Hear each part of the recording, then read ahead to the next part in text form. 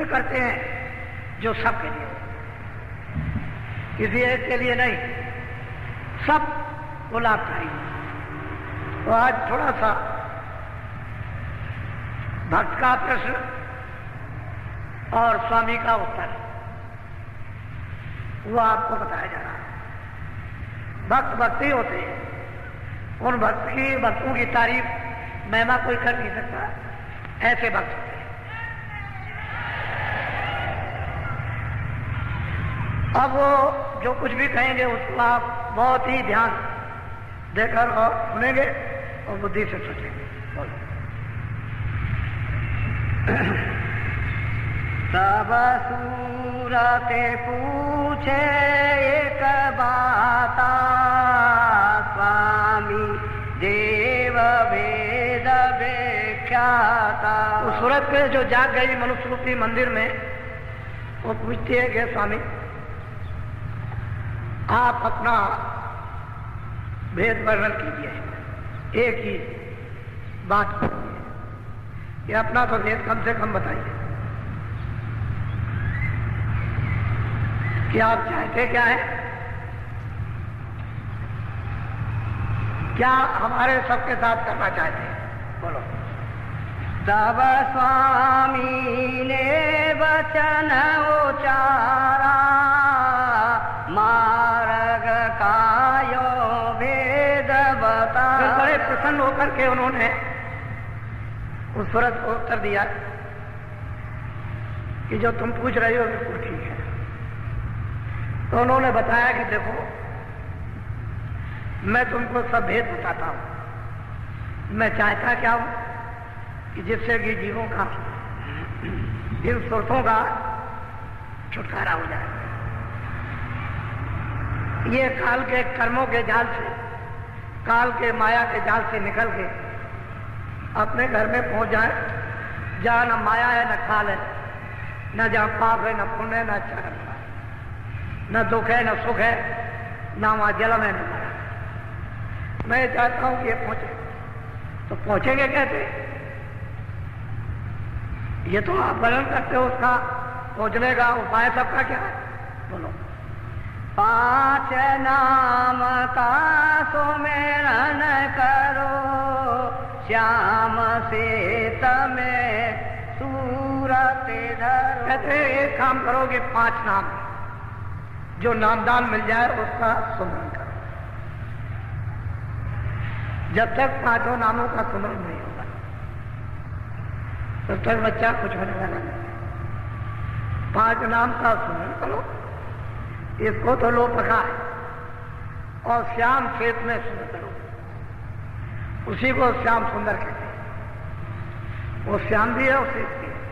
श्वेत कहते हैं सफेद, श्वेत श्याम श्वेत। शहदल कमल में दोनों रूप हैं, श्याम भी है और श्वेत भी है। कहते हैं उसमें अपनी सूरत लगा दो, 5 नाम का आप सुमरन करो। जब आप सुमरन करोगे तो पहले नाम का उसे आप याद करो। तो ये करो कि 5 नाम का जो गुरु विधि जुक्ति दे दे उसी के अनुसार सुमरन करो। श्याम श्वेत में अपनी दृष्टि जमाओ, जो सहजल कमल में श्याम सुंदर, जिनको निरंजन भगवान कहते हैं। ये काम करो। जब ये करने लगोगे तो धीरे धीरे सुमरन करेंगे। उस सुमरन का फल ये होगा कि दृष्टि आपकी अंदर में एकाग्र होने लगेगी। जहां अंधेरा है वहां प्रकाश हो जाएगा। जब प्रकाश हो जाएगा, अंधेरा चला जाएगा, तो प्रकाश में दिखाई देगा, उसमें दरवाजा। गगन में, आकाश में एक बहुत बड़ा आकाश है, उसमें फाटक है। कहते हैं उसमें कैसे टूटेगा, वो फाटक कैसे खुलेगा? श्याम श्वेत में सूरज करो। तुम दृष्टि कमाओ, एक एकाग्र लक्ष्य होगा, और उसे दिव्य दृष्टि से उसका भेद करो, तो आकाश में छेद हो जाएगा और फड़ाक से फटेगा। इतनी जोर की आवाज होती है जैसे तीनों लोग चुरमुरा गए। छोटी मोटी आवाज नहीं होती, उसके टूटने पर धमाका होता है। लेकिन वो धमाका सूरज को सुनाई देगा आपको। अगर बाहर के कानों को वो धमाका सुनाई दे जाए तो ये कान के सब के पर्दे फट जाए, इतनी आवाज है। श्याम श्वेत में सूरज, वो श्याम भी है और वो श्वेत, श्वेत तो गुरु बैठे हुए, और श्याम जो है वो निरंजन भगवान। इन्हीं के बेटे हुए जब यहां ठीक करना था इसे धर्ममुखी पाप आत्माओं को, तो इन्हीं के आदेश से राम का अयोध्या में जन्म हुआ कि जाओ धर्म की मर्यादा है और राक्षसों का ये सफाया कर। तो निरंजन भगवान के राम अवतार। अब वो कहते हैं कि तुम 5 नाम का स्मरण करो और श्याम श्वेत में पूरा करो। बोलो। प्रथमे सुनो गगन में बाजा, घंटा शंख छाट। कहते हैं जब तुम्हारी सूरत उस श्याम श्वेत में जब लक्ष्य बना लेगी तो कहते हैं कि प्रथम पहले ही घंटे और शंख की आवाज घनाघन हो गई, सुनाई दी। तब आप इसको मिलाओ कि मंदिरों में क्या होता है। तो ये उसका एक नमूना है, नकल। इन मंदिरों में घंटा शंख बजाते हो, एक नकल है। वो तो निरंजन भगवान के मुख से ही घंटा शंख बजा, वहां तो बंद करनी होता है। तो प्रथम सुनो गगन में बाजा, बाजे बजे, और इतने अद्भुत आनंददायक मीठे बाजे, ऐसा बोलो तो होता है कि अमृत से सने हुए।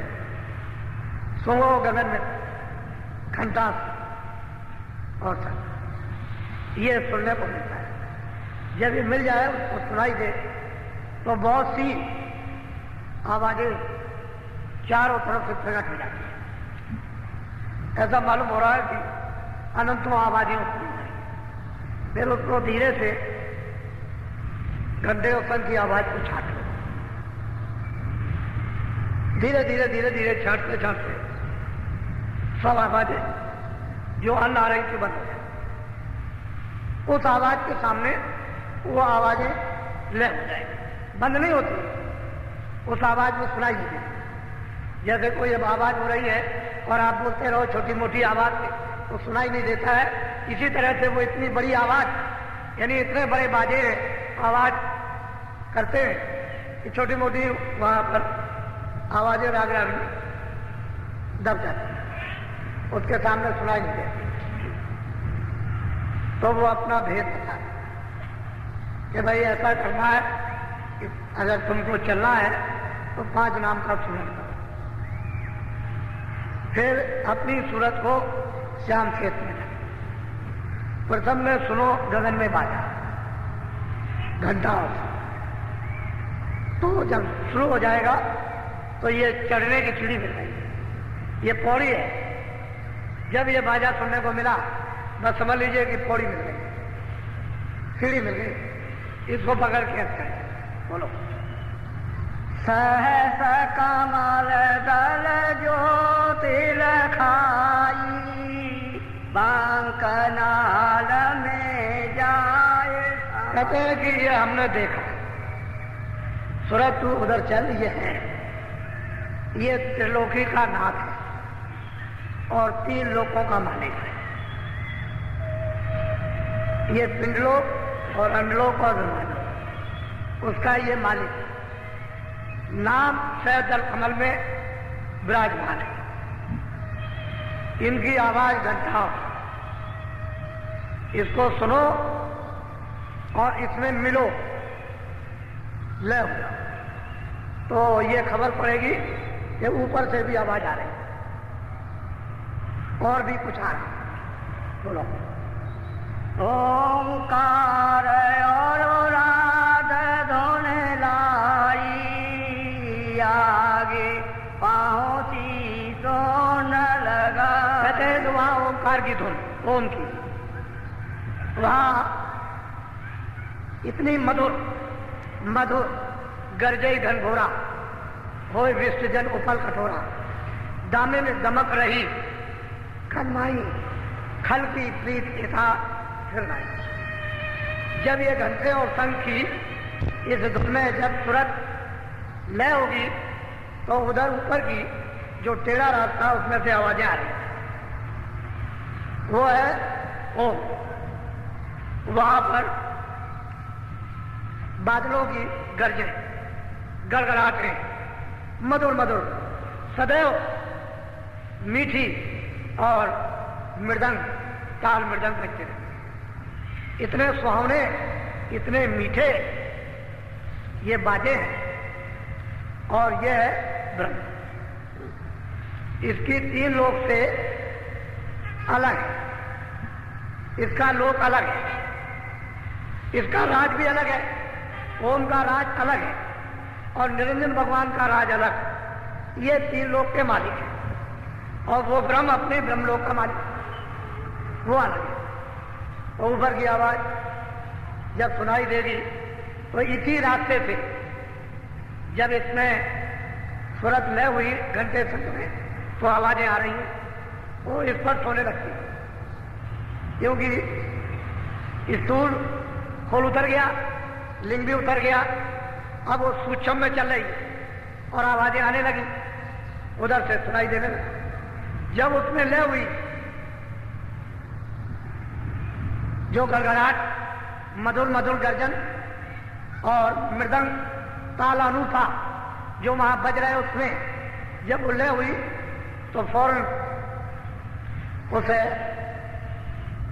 ओंकार पद को सुरत यानी प्राप्त जब करती है तो वहां पर एक केंद्र बना हुआ। जैसे ही उसने प्राप्त किया कि ऊपर की धुनें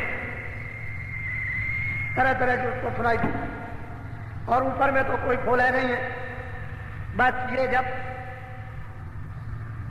शब्द स्पर्श रूप रस गंध जब ये उस धुनी में लय हुई, ओंकार धुनी में बादलों की गरज और मृदंग की, तो फौरन केंद्र पर पहुंच गई और ऊपर से आवाजें आ रही। तो ये सूरत गुणातीत हो गई। अब सब गुणों से नहीं, अब ये किसी गुण के अंदर नहीं। जल पृथ्वी अग्नि वायु आकाश ये मृतलोक है। 17 तत्वों का जो लिंग शरीर, 10 इंद्रियां, 4 चतुर्संताकरण मन बुद्धि चित्त और अहंकार और रजोगुण तमोगुण सतोगुण, ये 14 तबक 14 लोक जो स्वर्ग वैकुंठ में वहां इसकी एक सीमा है। आगे सूक्ष्म लोक है 9 तत्व, सब स्पर्श रूप रसगन और मन बुद्धि चित्त और अहंकार, ये 9 तत्वों का एक खोल, इसको भी पार कर गई। और त्रिकुटी में 5 तत्वों का शब्द स्पर्श रूप रस का और कोई चीज नहीं। जब इसको भी इसने जब पार किया और जब केंद्र पर पहुंच गई तो नीचे खा सब छोड़ दिया। अब यही सूरत जो दोनों आंखों के पीछे बैठ गई, वो ओंकार पद में उनका तो साक्षात कर ही लिया, लेकिन गुणातीत हो गई। अब वो गुणों के अंदर नहीं आ सकते, ना उसको गुण को लिबायमान कर सकते। तो यहीं से जो शुरुआत होती है ऊपर में, वो प्रकृति लोक की होती है। ऊपर में पुरुष है जिसको कार्बन कहते हैं, निरंकार पुरुष जो 10वें द्वार में विराजमान, नीचे है प्रकृति। वहां से कृष्ण भगवान भेजे गए, इसलिए कृष्ण भगवान गुणातीत है। लेकिन प्रकृति ने उनको भेजा था काम करने के लिए, यहां वो काम हो नहीं सकता था अगर वो भेजती नहीं तो। उनको भी गुण लिपायमान नहीं कर सकते थे, लेकिन जिस काम के लिए भेजा वही काम किया। तो ऊपर में दुनिया सुनाई दे तरह तरह की, वो शून्य पद की आवाजें आ रही, और सूरज जब इससे अलग हो गई तो गुणातीत हो गई। अब वो शब्दमय हो गई, शब्द स्वरूप हो गई। अब उसके खोल तो सब उतर गए, कोई खोल तो बीच में मिलोनी का रहा नहीं, तो बस फिर क्या बात, फिर तो जब शत्रुप हो जाएगी तो एकदम से मिलती चली जाएगी। बोलो। आगे पहुंची सोना मजार, रंकार दोने सोनी। बहुत प्यार से समझा रहे हैं बच्चों। फिर देख भाई यहाँ तक, यहाँ के तो तुम्हारे रास्ता तो चढ़ने का ही है, घर में पहुंचने का। जब उसने उस आवाज को रंकार की पिंजरी सारंगी सुनी तो उसमें लय हो गई। फिर तो उसको सहूलियत हो गई, कोई बंधन नहीं रहा, इधर का कोई चिंता, कोई फिक्र, कोई लगाव, किसी तरह मन को भी छोड़ दिया, बुद्धि को भी छोड़ दिया, चित्त को भी छोड़ दिया, काम क्रोध भी छूट गए, ये सबसे अलग हो गई, प्राण भी छूट गए, सब नीचे रह गए, अपने अपने भंडार में ले हो गए। प्राण प्राण के भंडार में, मन मन के भंडार में, बुद्धि बुद्धि के भंडार में, चित्त चित्त के भंडार में, और 25 प्रकृतियां वो अपने अपने इंद्रियां अपने भंडार में, ये सब लय होती गई, खाली सूरत रह गई, एक जीवन। अब तो सर्वांग दृष्टि हो गई, आगे भी देखे, पीछे भी देखे, दाएं भी देखे, बाएं भी देखे, नीचे भी देखे, ऊपर भी देखे, चारों तरफ। अब तो मतलब कोई पर्दा नहीं रहा। कहते हैं कि फिर वहां जब मैं पहुंची तो निरंकार पुरुष का दर्शन, दीदार दीदार।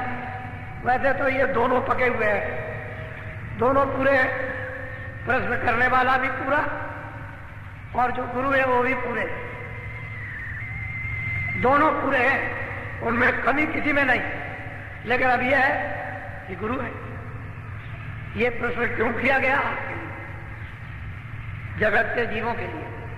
ये कैसे पहुंचेंगे, कहां कहां होकर के जाएंगे, तो वो पता ठिकाना रास्ते का एक संकेत धीरे धीरे दे रहे हैं कि अगर ऐसे ये सूरज चले, 5 नाम का सुमरन करे, ऐसे ध्यान लगाए, ऐसे कानों से भजन करे, तो इस तरह से श्याम से मैं अपनी सूरत को उस रूप में जमाए, और जब दृष्टि एकाग्र हो जाए तो उसका भी साक्षात्कार, ब्रह्म का भी साक्षात्कार, पार ब्रह्म में समाई उनका भी साक्षात्कार, ऊपर सब आवाजें आ रही, बिल्कुल एकदम अलग है। फिर वहां कोई पर्दा तो है नहीं, आवाजें कोई बंद नहीं है, तो इतनी आजब सर्वत्र सारा चेतन सत्य का ही सारा कारखाना है, सारी रचना शब्द में, कुछ नहीं, सत्य की। वो चेतन सत्य है, एक प्रकाश है, उसी में से ये निकलता है। अगर शब्द न हो तो प्रकाश नहीं होगा, सारी रचना ही पूरी चेतन पर है। वहां जड़ पर कहीं भी नाम, निशान और आवाज वहां बोलो। किनारी और सारंगी सोनी, मान सरोवर चढ़ चढ़े। कहते हैं कि जब उसने इस आवाज को किगरी सारंगी की सुना, तो सुन कर उसके अंदर एक अजीब गरीब खिंचाव है, आगे चढ़ती है, तो वहां मान सरोवर है, और इतना बड़ा सरोवर है कि उसमें कितने ब्रह्मांड जाकर समा जाएंगे, उससे भी बड़ा, इतना बड़ा मानसरोवर, और वो काहे का है? अमृत का। अब मालिक ने जिस कारीगरियों से उसको ऐसा बनाया, लेकिन उसके इर्द गिर्द चारों तरफ ऐसा मालूम होता है कितने करोड़ लंबा और कितने करोड़ पीछे लंबाई चौड़ाई, और उसके जो घाट बने हुए हैं वैसा तो यहां कोई महल है, ऐसी तो कोई चित्रकारी नहीं, न ऐसी कोई रोशनी, कोई नाम निशान। ऐसे घाटों पर असंख्यों उन घाटों पर रूहें स्नान भी कर रही हैं और अमृत पी रही हैं। वो तो दृश्य है। जो सूरत यहां से वहां जाएगी उसमें स्नान करेगी, तो स्नान करते ही पुरुष प्रकृति से, ब्रह्म माया से, ईश्वर और शक्ति से, ब्रह्मा विष्णु महादेव से और काल जाल से, जन्म मरण से सब दाग छूट गए। उसका यही स्नान। वहां से वह ऐसी रोशनी कहीं से, यानी ऐसा प्रकाश, लाइट पड़ रही है, ऐसी अद्भुत लाइट जैसे कि वहीं पर वर्षा हो रही है। उसमें रुए जीवात्माएं स्नान कर, अमृत पीकर इतनी ताकतवर, इतनी प्रकाशमान, इतनी शक्तिदायक हो जाती है कि उनका मुकाबला क्या होगा। ये जो सूरत दोनों आंखों के पीछे जो बैठी हुई है, जब ये यहां से वहां पहुंच जाएगी और हंसों के साथ जब वहां मिलकर अपना रूप हंसनी धारण करेगी और अमृत पिएगी, तो फिर क्या वर्णन होगा।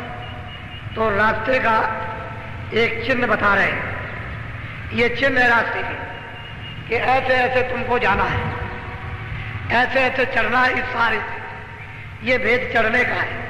यहाँ ये मिलेगा, यहाँ ये मिलेगा, यहाँ ये मिलेगा, यहाँ ये मिलेगा, ऐसे ऐसे चढ़। तो वो तो सूरत पहले ही चढ़ गई, तभी उसने प्रश्न किया है कि ऐसा प्रश्न किया जाए कि सभी जीवों का उससे लाभ हो, हित हो जाए। ऐसा प्रश्न हो कि किसी का लाभ ना हो। तो प्रश्न करने वाली भी पूरी और जिससे प्रश्न कर रही हो गुरु भी पूरे, इनमें से कोई अधूरा नहीं है। अगर वो नहीं जानती हो तो प्रश्न क्या करेगी, बोलो। आगे महासोना मैदाना, जहाँ चार धुनते मेरे समान। कहते हैं कि आगे महासुन का मैदान है, वहां पर वो महाकाल विराजमान है। उनको महाकालपुर इसलिए कहते हैं, वो इतना महामैदान है कि उस इतना प्रकाश है कि उस प्रकाश को पार करना सुरतों के लिए बहुत मुश्किल है।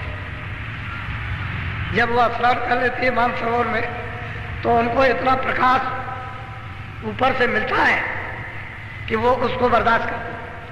अगर उनको मानसरोवर में बर्दाश्त करने का प्रकाश न मिल जाए तो उस मैदान गुजरात में कोई जा नहीं सकता। तो आगे महासुन का मैदान है। बहुत वैसे रचना तो गजागज है, कोई ऐसा ही मैदान नहीं है। कोई भी एक तिल भर भी, एक कण भर भी रचना से खाली नहीं। ये महासुन का मैदान है। आगे भवन उपास है, वो सोहम पुरुष विराजमान है। उनका अधिकार ब्रह्म पर भी है और पारब्रह्म पर भी और ईश्वर पर भी, सब अधिकार लेकर के बैठे हुए हैं। और यहां तक तो महाप्रलय होती है, इसके आगे कोई महाप्रलय नहीं। ये मैदान बहुत बड़ा है। आगे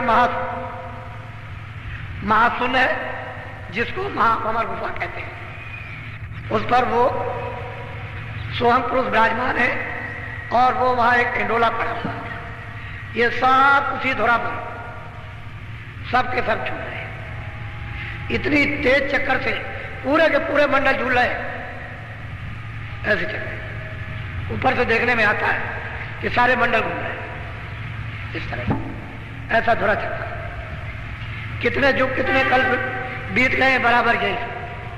इससे ये सब चक्कर घूम रहा, स्वर्ग भी घूम रहा, ब्रह्मांड भी घूम रहा, पार ब्रह्मांड भी घूम रहा, पूरा का पूरा।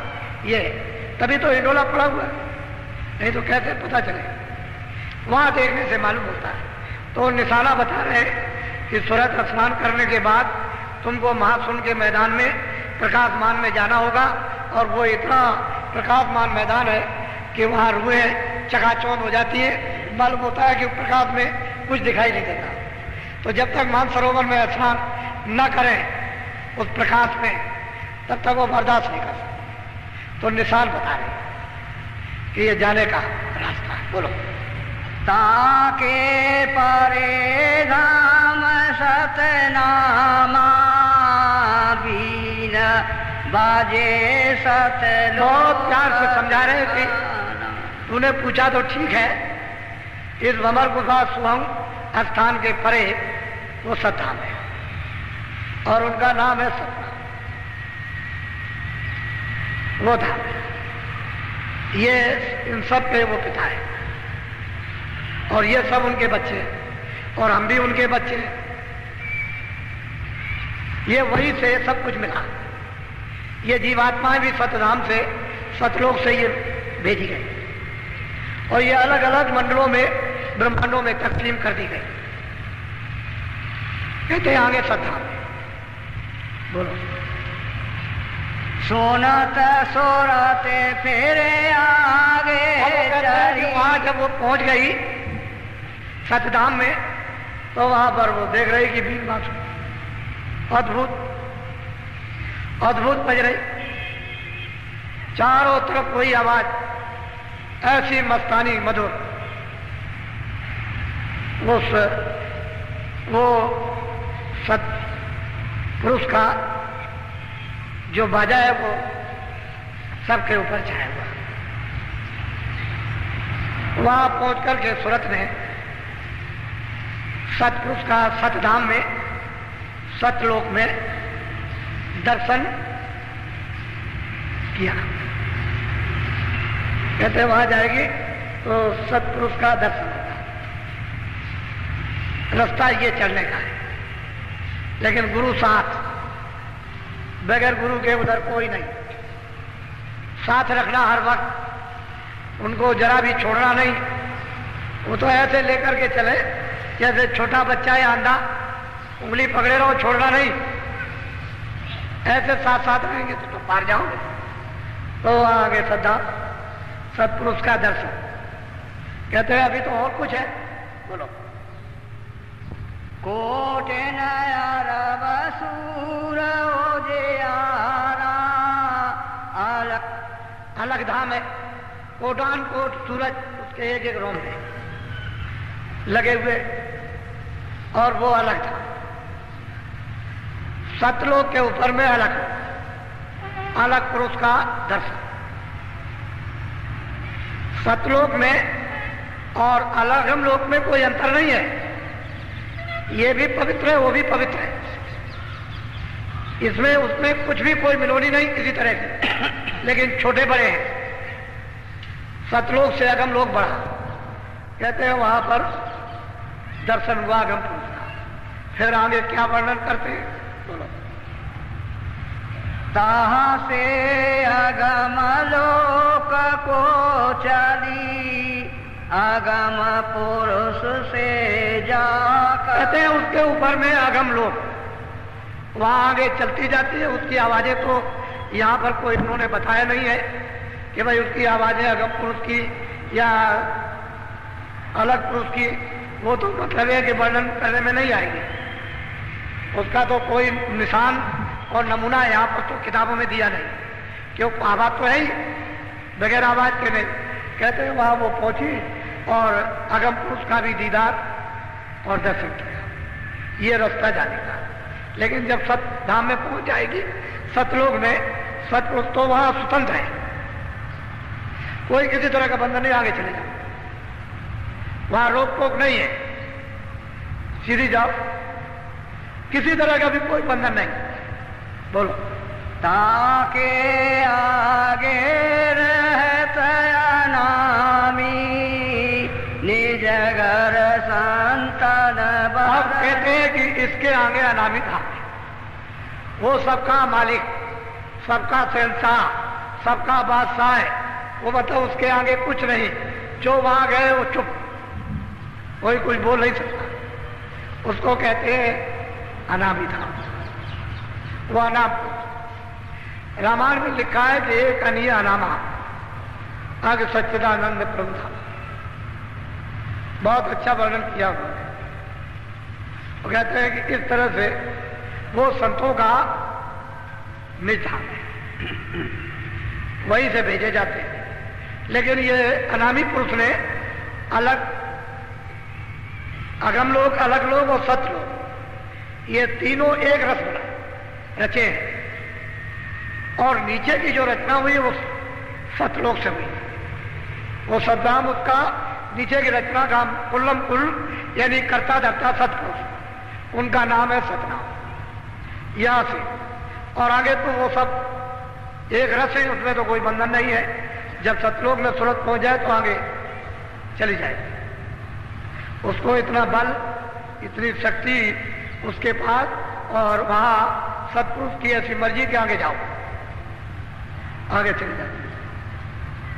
अब वहां का जो हाल है वो लिखा नहीं जा सकता। ये तो महापुरुषों ने, कबीर ने, रविदास ने, तुलसीदास ने, मीराबाई ने जो कुछ भी देखा, एकमात्र सारे, कुछ नहीं। जो वहां यहां कुछ नहीं देखा, इशारा कर दिया बस। अर्वचनीय वचनों में नहीं आ सकता, कलम कागज की स्याही पर अक्षरों में नहीं आ सकता, वही इशारा करते रहिए। ऐसी रचना है, ऐसे रूप है, ऐसा प्रकाश है, ऐसा अमृत है।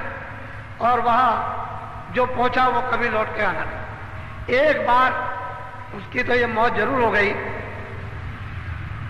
कि जीवों को जीवों के भंडार पर ही मार दे दिया। और अब जो पहुंच जाएगा फिर कभी ऐसी मौज नहीं। और वो कहते हैं कि भाई काल हमने समझ बूझ के रचा, क्योंकि काल बगैर बनाए लोगों को खौफ नहीं होता। खौफ से ही तो आते हैं। अगर ये चले जाते तो लौट के आते, तो जीव आए तो कितने युग और कितने कल बीत गए। ये इनका देश निकाला हो गया। महाकाल पुरुष, पार ब्रह्म, ईश्वर, इन सब को सत्पुरुष ने देश निकाला कर दिया। ये नहीं जा सकते आप। आपके जाने का तो रास्ता रखा है, लेकिन ये अपने स्थान पर रहेंगे, कभी नहीं जाएंगे। इनके जाने की कोई मर्जी नहीं, कोई मौज नहीं है। लेकिन अब क्या किया जाए? तपस्या की थी, उन तपस्या के बस होकर के सत्पुरुष ने इनको यानी वरदान दे दिया कि जाओ मैं तुमको देता हूं। तो जीवों के बगैर तो कोई रचना बैठती नहीं, तो जीव भंडार दे दिया। एक छोटा सा दिया, कोई ज्यादा बड़ा नहीं है। वहां तो सब रूहों की, सभी जीवात्माओं की पूरी गिनती है, लेकिन यहां गिनती नहीं। वहां तो गिनती से दी गई और यहां उसकी गिनती नहीं। कागज पर कोई गिनती नहीं कि कितनी जीवात्माओं का भंडार दिया गया। अरे भाई रुपए की गिनती थोड़ी है कि गिन के दे दिया। कभी कभी जब गिनती खत्म होती है तो लोग अपने शब्द एक निश्चित करते हैं कि नहीं ये गिनती मान ली जाए, लेकिन वहां तो गिनती सबकी है, उसमें नहीं। ये सीधा सरल भक्त के प्रश्न का आपके लिए उन्होंने संकेत में बताया कि भाई मैं तो वहां का रहने वाला हूं, मैं तो इस काम के लिए भेजा गया हूं, आया हूं, और तुम इस तरह से। अब बेचारे काल जाल में यहां फंसे हुए हैं। इनको क्या मालूम है कि अंतर्मुख साधना क्या है? इनको क्या पता है कि ईश्वर क्या है, घंटा घड़ियाल क्या है? इनको क्या मालूम? ये तो यहां अंधकार अज्ञान रो रहे, चिल्ला रहे। इनको तो साधना का स्वप्न में भी कभी भान नहीं है कि कोई साधना है, ईश्वर है, भगवान है, कुछ नहीं। लेकिन जब संत आते हैं तो सब विश्वास दिला देते हैं। धीरे धीरे संस्कार डाल डाल करके विश्वास पक्का कर लेते हैं और जीवों से योग बना लेते हैं कि चल निकल जाए। इसीलिए तो जीवों ने उनकी पुष्टि की है। इन संतों को कौन जान सकता कि ये संत है? उनको कोई नहीं जान सकता।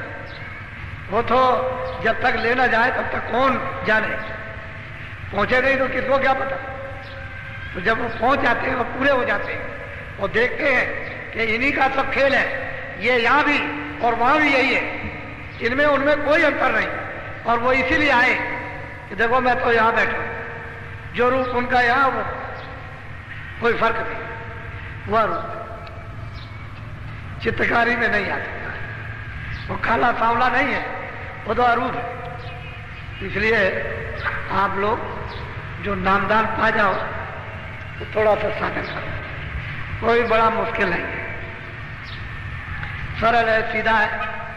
केवल थोड़ा सा मन पर घेरा घेरी में दबाव पड़ेगा कि भाई यहां से मन हटा लो, यहां से रोक लो। बुद्धि को, चित्त को रोक कर समय अभ्यास, समय भजन के वक्त इसको रोको और कानों के साथ में लगाओ। तो जो तुम इंद्रियों से इसको रस मन को देते हो वो तुमको शब्द से मिलने लगेगा। वो तो गहरा रस है, गहरी ठंडक है, गहरी खुराक है। अगर कहीं वो नशा चढ़ गया तो उतरने वाला नहीं। इसीलिए लोग जीतते रहते हैं, कहते भाई इसको क्या हो गया, ये पता नहीं, बदल गया, बदलता ही नहीं। तो उस पर गहरा रंग जब चटक चढ़ जाता है मस्ती का तो बदलता नहीं। सब जीतते रहो, पछताते रहो, कोई कुछ नहीं कर सकता। लेकिन जब तक रंग नहीं चढ़ा तब तक आप भटक रहे।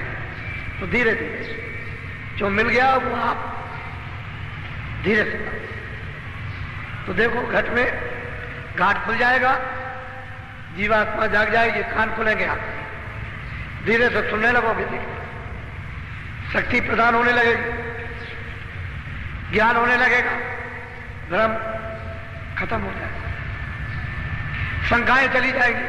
क्योंकि शब्द के साथ तो कोई शंकाएं नहीं है। जब शब्द से जुड़ोगे शंका अपने आप है। शंका तो अज्ञान है, वहां ज्ञान मिलने लगेगा, शंका किस बात। तो सब गुण है उस शब्द में, नाम में। और नाम जी जब जागे जोगी, इसलिए 5 नाम का सुमरन का वो आपको बड़ा सरल बताया गया कि सुमरन को पहले पका लो। और जब ऐसे ध्यान पर बैठो तो जरा सा शरीर को थोड़ा सा भूलो, 10 मिनट 15 मिनट के लिए ऐसे बैठ करके जरा भूलो। जब शरीर को थोड़ा सा जब भूलने लगोगे और मन बुद्धि चित्त ये जीवात्मा के आंख के सामने जब साथ देगी तो इधर से सब बुलावा शून्य होने लगेगा। आपके विचारों में कोई चीज याद नहीं रहेगी। इसको कहते हैं शरीर भूलना। जैसे ही बुद्धि मन और चित्त सूरत के साथ काम करने लगे कि आप ये चीजें भूलने लगे और उधर शब्द काम करने लगे तो ये सूरत मन दोनों शब्द को पकड़ लें। तो ये आसानी से जुक्ति लेकर के काम कर डालो, इसमें ढील मत करो। अब दया तो मालिक की आपको मिले हर तरह से, और उस दया को समझदारी से ले ही लेना चाहिए ताकि बाहर भी और अंदर भी काम कर जाए। अंदर तो उसका स्थान बना लो, फिर बाहर भी काम आ जाएगी। कोई चीज जमा तो करो, जब ज्यादा अफरात हो जाए तो किसी और के भी काम आ जाए। फिर महात्माओं के पास तो भंडार होता है, उनके पास तो कुछ खत्म होने वाला नहीं कि उसमें से कुछ घट जाएगा, घटेगा कुछ नहीं। वो तो जैसा उचित आपको समझेंगे वैसा ही काम करेंगे, जिससे आपका लाभ फायदा हो जाए और दोबारा पुनः ये जीवात्मा वापिस लौट करके न जाए और चल चले। तो यहाँ घर आपका नहीं, ये है परदेश। आज होगा अभी नामदान। कुछ लोग नए भी आ गए जो ये इच्छा लेकर आए हैं कि भाई 7 दिनों का साधना कार्यक्रम, इसमें नामदान होगा, तो चलो नामदान ले आए। 2 दिन सत्संग सुनेंगे, कुछ वहां करेंगे भी, समझेंगे भी, कुछ याद भी कर लेंगे। फिर घर लौट करके प्रतिज्ञा करके दृढ़ता ला करके कुछ करेंगे, कुछ चलते चलाते कुछ अपना भी भला हो जाए।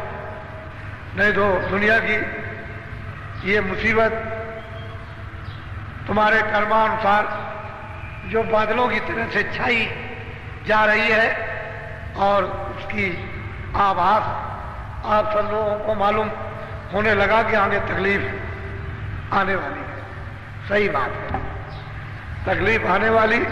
वो कोई महात्मा का श्राप तो नहीं है कि भगवान ने आपको श्राप दे दिया, ये तो सब कर्मों का खेल होता है, उससे ये तकलीफ है। आत्मा चाहते हैं भाई किसी तरह से तुम बच जाओ, ऐसे धीरे से निकल जाओ, तकलीफें बगल से निकल जाओ। और तुम अगर नहीं जानोगे, नहीं निकलोगे तो सीधे तकलीफ में कूद पड़ोगे तो तकलीफें आपको चाट जाएगी, भस्म कर देगी। तो वैसे ही रह जाओ, चले जाओ। दुनिया को रोते चीखते चिल्लाते तो समय काल, उस समय लोगों ने, योगियों ने, ज्ञानियों ने, सबने देखा। अभी देख लेंगे, उसमें बात क्या है। तो आप नामदान ले लो। इसमें दो बंधन है। एक तो नशीली चीज जो बुद्धि को पागल करती है, बीड़ी तंबाकू नहीं, हुक्का। इसलिए आपको यह कहा जाए कि खाना मत खाओ, कपड़े मत पहनो, काम मत करो, बच्चों में मत खाओ, तब खाओ। खेती करो, दुकान करो, दफ्तर करो, दवा लो, आप कपड़े पहनो, खाना खाओ, 100 बार, बच्चों की सेवा करो, अतिथि सत्कार उनका करो, आपका वो करें सब। भाई बाद में तो समय बच जाए तो मजा कर, यही तो कहा जाता है।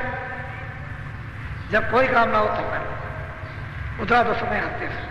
अगर नहीं देते हो तो तुम झूठे हो। तुमने गर्भाशय में वादा किया था कि अब की बार मुझे इसे काल कोठरी से निकाल दीजिए, महान वेदना हो रही है, मैं आपका जरूर बदलूंगा।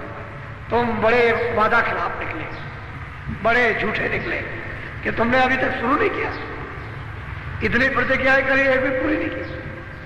फिर वो पूछेगा कि तुमने प्रतिज्ञा की थी और ये पूरा क्यों नहीं किया, तो क्या जवाब दोगे उसके साथ? उसने तो काया दी। इसके लिए थोड़ी दी है, बुरे काम करो, अच्छे काम करने के लिए अच्छे काम करो। बुरा करोगे तो वो सब पूछेगा, मुजरा लेगा, सब ले लेगा, छोड़ेगा कुछ नहीं। अच्छा काम करो जो फिर कुछ मांग ना सके। तो आप इसको समझ लो, नामदान लो। जो कुछ भी आप, आज भी लोगों ने मुझसे कहा, नए लोगों ने, कि मैं भजन पर ध्यान पर बैठा था तो मुझे कुछ सुनने को, कुछ देखने को मिला। हमने भाई छुपा के रखा। ये तो दरवाजा सच्चा है, रास्ता सच्चा है, वेद सच्चा है, नाम सच्चा है, उपासना जो कराई जा रही सच्ची सनातन है, उसमें कोई गलती निकाल नहीं सकता। तो जब दरवाजे पर बैठोगे तभी तो होगा। तो बताना नहीं, समझ कर हमको तो बता सकते हो, क्योंकि हमको नहीं बताओगे तो आगे रास्ता कौन बताएगा। आप अपना बताओगे, मैं आगे रास्ता बताऊंगा। तो मुझे बड़ी खुशी हुई, बहुत प्रसन्नता हुई कि लोगों ने नामदान लिया और बैठ के कुछ थोड़ा बहुत तो मालूम हुआ कि हमारे घट में कुछ है। और तुम करोगे, जब कुछ समय लगेगा, करोगे, कुछ देर हो जाएंगे तो अपने आप सामने आ जाए। तो बहुत होशियारी से नामदान ले लो।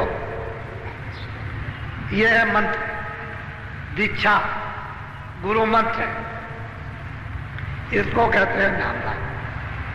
अब वो दीक्षा गुरु मंत्र नहीं है, उपदेश में ही नामदान, और ये सर्वोपरि दान है, इससे बढ़कर के कोई दान नहीं। तो ये दान आप ले लीजिए। जो भगवान का नाम बोलूंगा सब लोग एक साथ एक आवाज में बोलना, आगे पीछे नहीं, और शुद्ध उच्चारण कर। कुछ ऐसे भी कोई कहते हैं कि भजन भी नहीं कर पाएंगे और श्रमदान भी नहीं, चलो रोटी बनाओ। तो कहते हैं कि रोटी भी नहीं बना सकते और श्रमदान भी नहीं करेंगे, भजन नहीं, तो चलो झाड़ू ही लगा दो। कहते हैं हमसे ये भी नहीं हो सकता, चलो पकड़ा दो, पहरा ही देने लगो। अगर मान लो कुछ ना करो तो सो, और सो भी नहीं सकते तो पानी में डूब जाओ।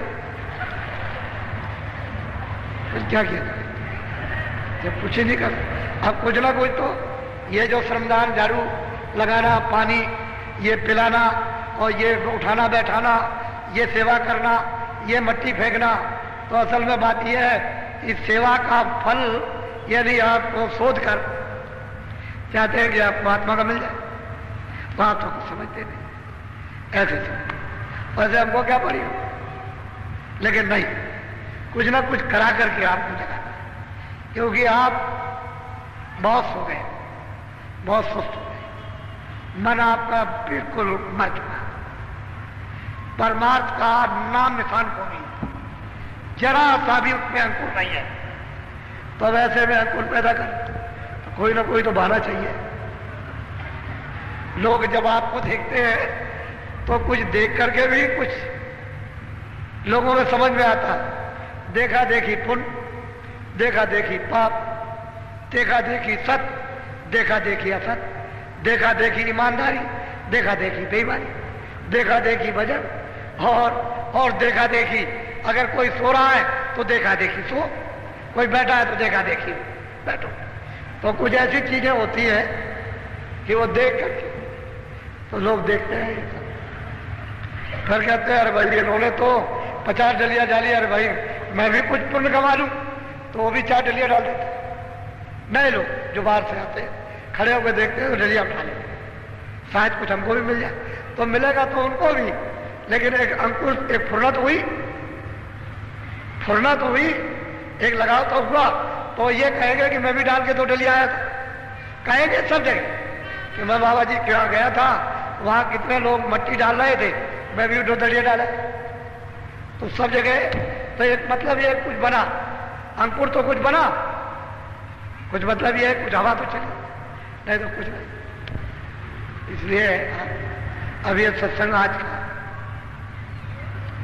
अब ये आपके लिए समाप्त किया जा रहा है।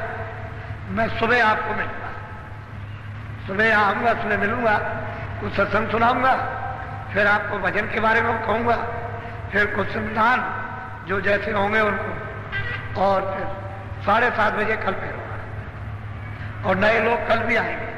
आप देख रहे हैं ये समुदाय, इसको देखिए,